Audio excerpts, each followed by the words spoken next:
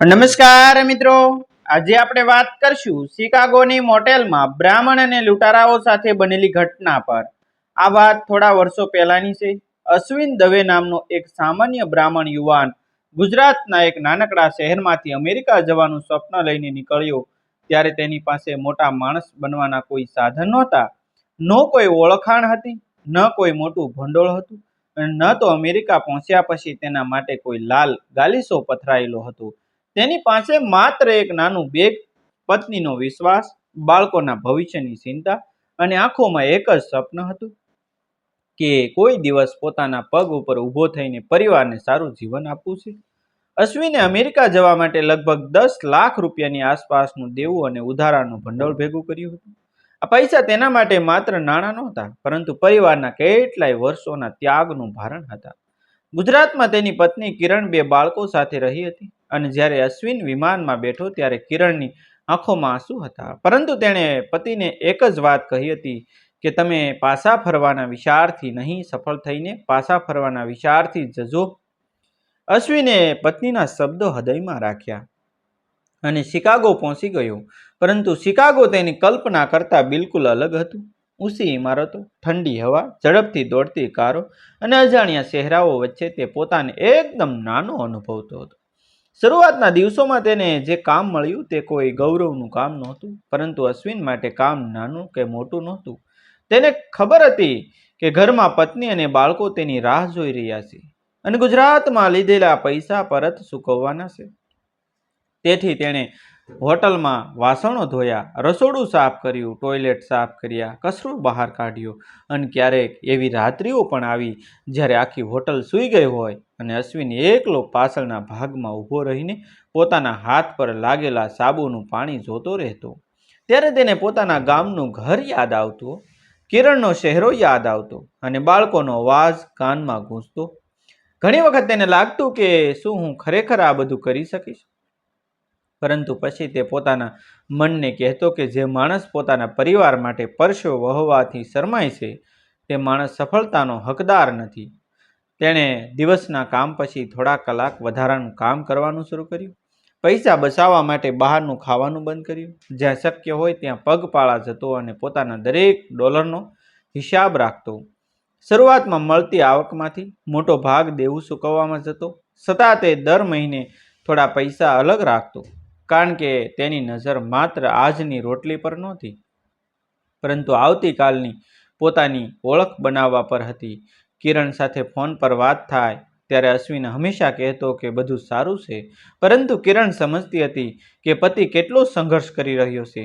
એક રાત્રે અશ્વિન કામ પૂરું કરીને એક ખાલી રૂમમાં બેઠો હતો અને તેના હાથમાં ગુજરાતથી આવેલું બાળકોનું નાનું પત્ર હતું। દીકરાએ લખ્યું હતું કે પપ્પા, તમે જલ્દી આવજો, અમે તમને બહુ યાદ કરીએ છીએ। એ પત્ર વાંચીને અશ્વિનની આંખો ભીની થઈ ગઈ। તેણે પત્ર છાતી સાથે લગાવ્યો અને ધીમેથી કહ્યું કે હું પાછો આવીશ, પરંતુ ખાલી હાથ નહીં આવું। સમય પસાર થતો ગયો, 1 વર્ષ ગયું, 2 વર્ષ ગયા, 3 વર્ષ ગયા અને અશ્વિનની મહેનત ધીમે ધીમે રંગ લાગ્યો। તેણે નોકરીની સાથે નાના સ્તરે મોટેલ વ્યવસાય વિશે સમજવાનું શરૂ કર્યું।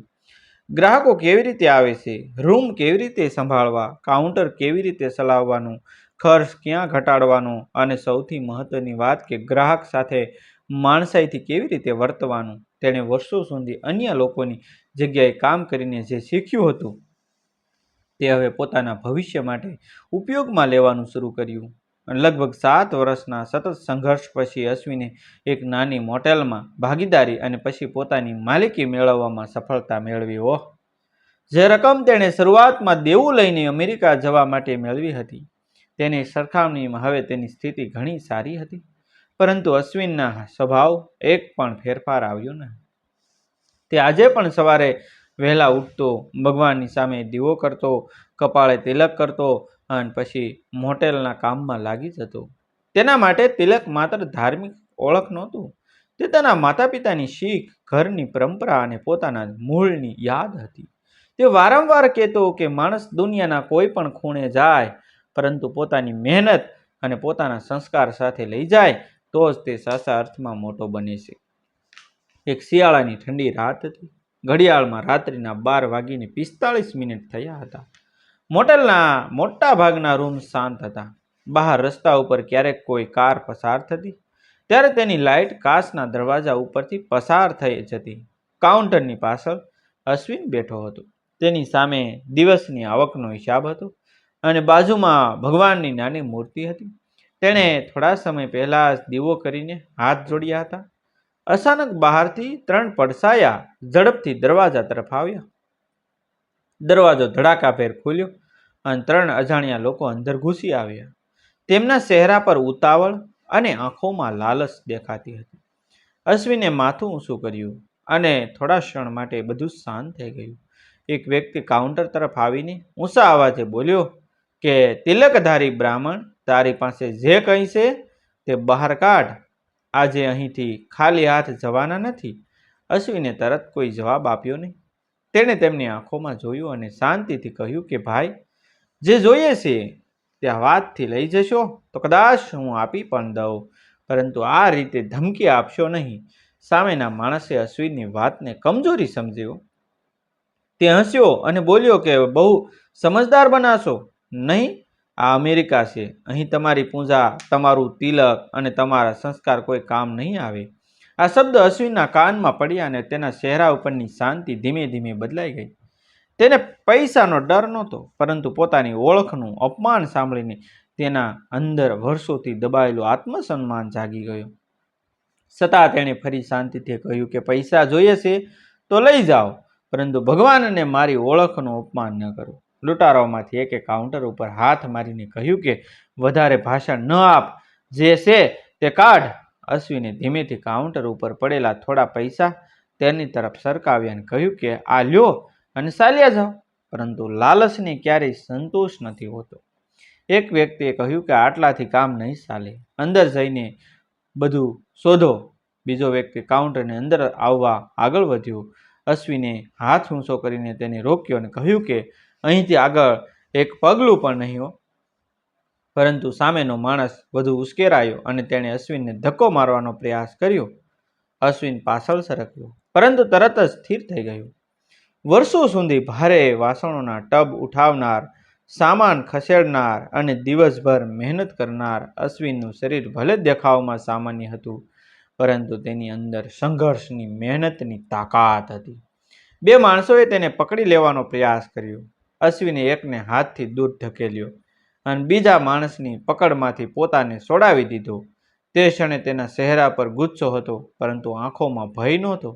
તેણે ગર્જના કરતું કહ્યું કે ઊભા રહો નમાલાઓ, મારી મહેનતની કમાણી લૂંટવા આવ્યા છો?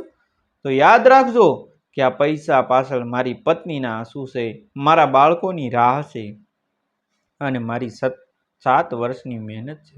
એક લૂંટારાએ તેને ફરી ધક્કો માર્યો અને અપમાનજનક શબ્દોમાં કહ્યું કે તું અહીં એકલો છે, તારી પાછળ કોઈ નથી. અશ્વિન એક ક્ષણ માટે નિશ્ચલ રહ્યો.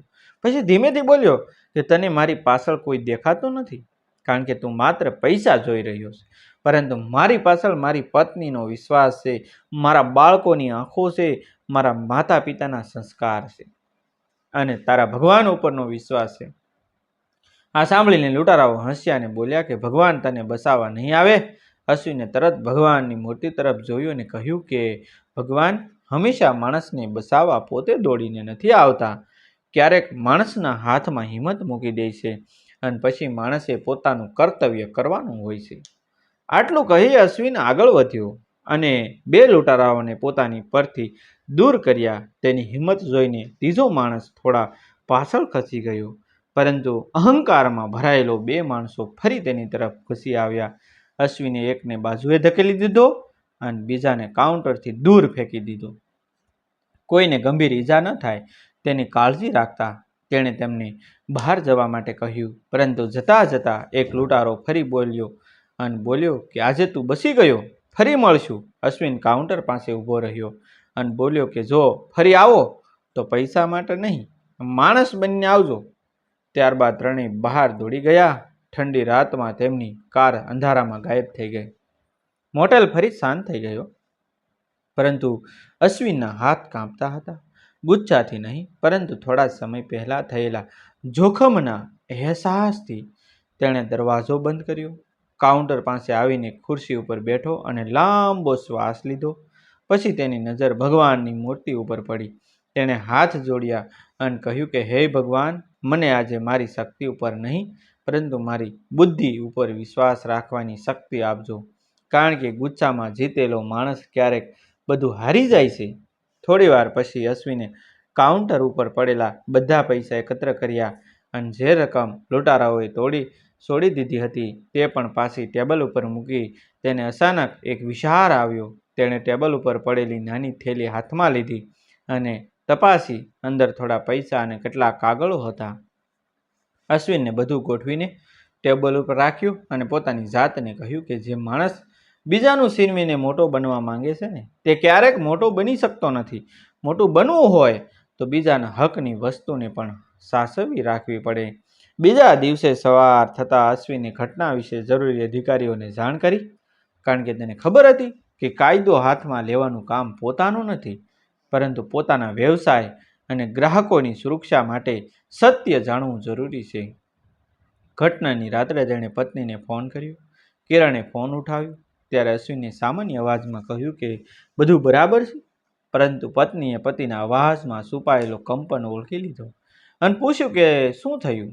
ત્યારે અશ્વિને આખી વાત કહી. થોડા ક્ષણ માટે ફોનની બીજી બાજુ શાંતિ છવાઈ ગઈ. પછી કિરણે કહ્યું કે તમે મને એક વાતનું વચન આપ્યું હતું કે પૈસા કરતાં જીવન મોટું છે. અશ્વિને માથું ઝુકાવીને કહ્યું કે હા, આજે એ વાત મને પણ સમજાય. કિરણે કહ્યું કે તમે બ્રાહ્મણ છો એટલે માત્ર તિલક લગાવવાથી નહીં, પણ મુશ્કેલીમાં પણ બુદ્ધિ, સંયમ અને સત્યનો રસ્તો છોડશો નહીં, ત્યારે તમારી ઓળખ સાચી રહેશે. આ શબ્દ અશ્વિનના હૃદયમાં ઉતરી ગયા. તે દિવસ પછી તેણે મોટેલના કાઉન્ટર ઉપર એક નાનું વાક્ય લખાવીને મૂક્યું કે મહેનતથી કમાયેલું થોડું પણ હોય તો તે લૂંટીને મેળવેલા કરોડો કરતાં વધારે કિંમતી છે. અશ્વિનની વાતનો સૌથી મોટો વળાંક અહીંથી શરૂ થયો, કારણ કે થોડા દિવસ પછી એક અજાણ્યો માણસ મોટેલમાં આવ્યો અને તેણે કાઉન્ટર ઉપર મૂકેલી વસ્તુઓ જોઈને અશ્વિનને કહ્યું કે અહીંથી થોડા દિવસ પહેલાં કંઈક થયું હતું. અશ્વિને સાવચેત થઈને પૂછ્યું કે તમને કેવી રીતે ખબર? માણસે કહ્યું કે જે લોકો એ રાત્રે અહીં આવ્યા હતા તેમને હું ઓળખું છું. અશ્વિન થોડો ચોંક્યો, પરંતુ તેણે ગુસ્સો કર્યો નહીં. તેણે માત્ર ને માત્ર એટલું કહ્યું કે જો તમે તેમને ઓળખો છો તો તેમને એક વાત કહેજો, કોઈના પરિશ્રમનું અપમાન કરીને મળેલો પૈસો ક્યારેય સુખ આપતો નથી. તે માણસ થોડા સમય સુધી અશ્વિનને જોતો રહ્યો અને પછી બોલ્યો કે તમે તેમને ડરાવ્યા કેમ નહીં? અશ્વિને હળવું સ્મિત કરીને કહ્યું કે ડરાવવાથી માણસ થોડા સમય માટે અટકે છે, પરંતુ માણસાઈ સમજાવવાથી કદાચ આખું જીવન બદલાઈ શકે છે. જો કે કાયદાકીય બાબતમાં અશ્વિનને જરૂરી સહકાર આપવાનું ચાલુ રાખ્યું અને પોતાની સલામતી સાથે કોઈ સમાધાન ન કર્યું, કારણ કે હિંમત અને બેદરકારી વચ્ચેનો ફરક સમજવો પણ જીવનની મોટી સમજ છે. વર્ષો બાદ અશ્વિનની મોટેલ ધીમે ધીમે સારી રીતે ચાલવા લાગી. કિરણ અને બાળકો પણ અમેરિકા આવ્યા. બાળકો જ્યારે પહેલી વાર મોટેલના કાઉન્ટર ઉપર ઊભા રહ્યા ત્યારે અશ્વિનની આંખોમાં આંસુ આવી ગયા. તેને યાદ આવ્યું કે એક સમય હતો જ્યારે તે બીજાની હોટલમાં વાસણો ધોતો હતો અને આજે પોતાના બાળકોને પોતાની મહેનતથી ઊભી કરેલી જગ્યા બતાવી રહ્યો હતો. દીકરાએ પૂછ્યું કે પપ્પા, તમે અહીં કેવી રીતે પહોંચ્યા? અશ્વિને કહ્યું કે હું અહીં પૈસાથી નહીં, પરંતુ દરરોજ પડ્યા પછી ફરી ઊભો થવાની ટેવથી પહોંચ્યો છું. દીકરીએ પૂછ્યું કે તમને ક્યારેય ડર લાગ્યો હતો? અશ્વિને થોડું મૌન રાખીને કહ્યું કે ડર તો ઘણી વખત લાગ્યો હતો દીકરા, પરંતુ ડર હોવા છતાં સાચું કરવું તેને હિંમત કહે છે, અને અહંકારમાં આવીને દરેક લડાઈ લડવી એ હિંમત નથી. અશ્વિન દરરોજ સવારે ભગવાન સામે દીવો કરતો રહ્યો, પરંતુ તેની ભક્તિ હવે વધુ ઊંડી બની હતી, કારણ કે તેને સમજાયું હતું કે ભક્તિનો અર્થ મુશ્કેલી ક્યારેય ન આવે એવો નથી. ભક્તિનો અર્થ મુશ્કેલી આવે ત્યારે મન તૂટી ન જાય એવો છે. તેણે પોતાના બાળકોને પણ શીખવ્યું કે બ્રાહ્મણ હોવાનો અર્થ કોઈ બીજા કરતાં ઊંચા હોવાનો અહંકાર કરવો નથી, કારણ કે બ્રાહ્મણ હોવાનો અર્થ જ્ઞાન, સંયમ, કરુણા અને સત્યને જીવનમાં ઉતારવાનો પ્રયત્ન કરવો છે. અને જો કોઈ આપણું અપમાન કરે તો તેનો જવાબ પોતાના ચરિત્રથી આપવો સૌથી મોટો જવાબ છે. અશ્વિનની વાત આજે પણ તેની મોટેલના નાનકડા પ્રાર્થના ખૂણામાં લખેલી હતી. પરંતુ તેની નીચે તેણે બીજી એક વાત પણ લખી હતી કે પૈસા ગુમાવશો તો ફરી કમાઈ શકશો, સંપત્તિ ગુમાવશો તો ફરી બનાવી શકશો, પરંતુ હિંમત અને સંસ્કાર ગુમાવશો તો માણસ અંદરથી ખાલી થઈ જશે.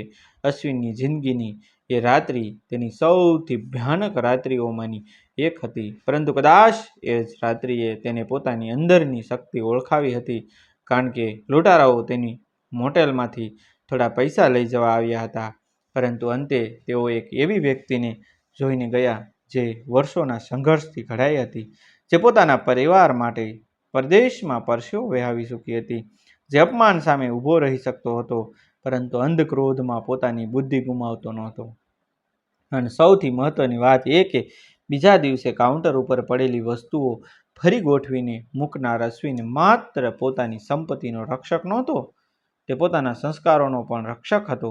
તેણે પોતાના બાળકોને અંતે માત્ર એક જ વાત કહી હતી કે જીવનમાં કોઈ તમને નાનો કહે તો તરત ગુસ્સે ન થશો, કારણ કે તમારી ઊંચાઈ બીજાના શબ્દોથી નક્કી થતી નથી, અને કોઈ તમને મોટો કહે તો પણ અહંકાર ન કરશો, કારણ કે માણસની સાચી ઊંચાઈ તેની પાસે કેટલા પૈસા છે તેમાં નહીં, પરંતુ મુશ્કેલીમાં તે કેટલો માણસ બની રહે છે તેમાં છે. અશ્વિન દવે શિકાગો ગયો ત્યારે તેની પાસે માત્ર દેવાના પૈસા, પત્નીનો વિશ્વાસ અને પોતાના હાથની મહેનત હતી. 7 વર્ષ પછી તેની પાસે પોતાની મોટેલ હતી, પરિવાર હતો, વ્યવસાય હતો, અને સૌથી મોટી વાત પોતાના જીવનનો અનુભવ હતો. પરંતુ તેની સૌથી મોટી કમાણી બેંકમાં રહેલા ડોલર નહોતા. તેની સૌથી મોટી કમાણી એ હતી કે તેના બાળકો જ્યારે તેને જોઈને કહેતા કે પપ્પા, તમે અમને શીખવ્યું કે મહેનત કરનાર માણસ ક્યારેય ગરીબ નથી હોતો, ત્યારે અશ્વિનની આંખોમાં જે સંતોષ દેખાતો હતો તે કોઈ પણ સંપત્તિથી ખરીદી શકાય એવો નહોતો.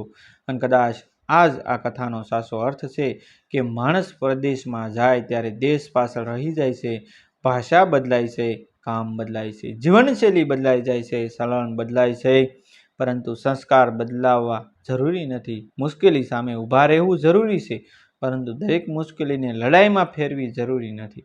પોતાના હક માટે અવાજ ઉઠાવવો જરૂરી છે, પરંતુ બીજાના હકને કચડીને જીતવું જરૂરી નથી. ભગવાનમાં શ્રદ્ધા રાખવી જરૂરી છે, પરંતુ પોતાની જવાબદારી ભગવાન ઉપર નાખવી નહીં. અને સૌથી મહત્વની વાત એ છે કે જીવનમાં કેટલા લોકો તમને નીચે ખેંચવાનો પ્રયાસ કરે છે તે યાદ રાખવા કરતાં તમે કેટલા વખત પડીને ફરી ઊભા થયા તે યાદ રાખો. કારણ કે અશ્વિન દવેની એ રાત્રે 3 લોકો તેની મહેનત લૂંટવા આવ્યા હતા, પરંતુ તેઓ તેની મહેનત લૂંટી શક્યા નહોતા, કારણ કે મહેનત કોઈ કાઉન્ટરમાં બંધ રહેતી નથી. મહેનત માણસના સ્વભાવમાં વસતી હોય છે, અને જે માણસ પોતાના હાથની મહેનત, પરિવારના વિશ્વાસ, પોતાના સંસ્કાર અને ભગવાન ઉપરની શ્રદ્ધા સાથે ઊભો હોય તેને કોઈ એક રાતની ઘટના તોડી શકતી નથી. એ રાતે મોટેલનો દરવાજો 3 અજાણ્યા લોકો માટે ખુલ્યો હતો, પરંતુ જ્યારે તેઓ પાછા ગયા ત્યારે પાછળ રહી ગયું હતું એક એવો પાઠ જેને અશ્વિને આખી જિંદગી માટે પોતાના હૃદયમાં રાખ્યો.